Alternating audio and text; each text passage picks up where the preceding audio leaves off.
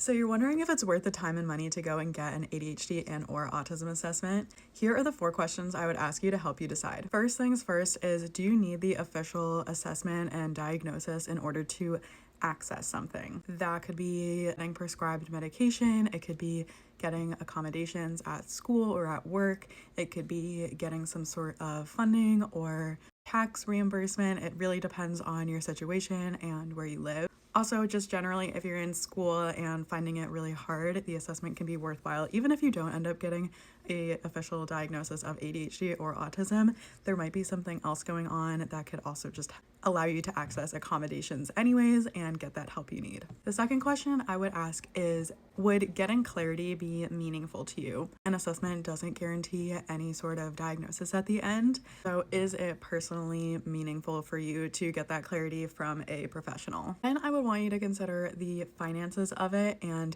if you have some sort of insurance right now that you won't always have, that would be able to cover some or part of the cost.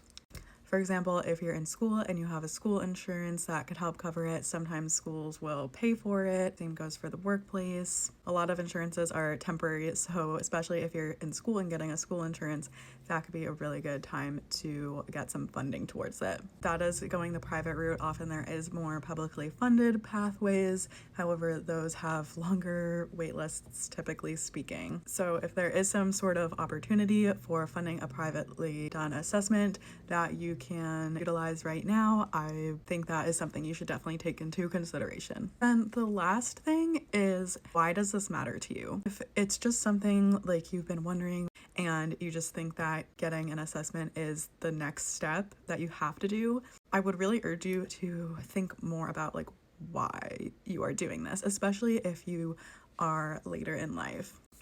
And I'm definitely not saying that you shouldn't do it. Self-diagnosis is valid, but I also definitely, as someone who has gotten those professional assessments done, I think that there is a lot of value in them for people of any age.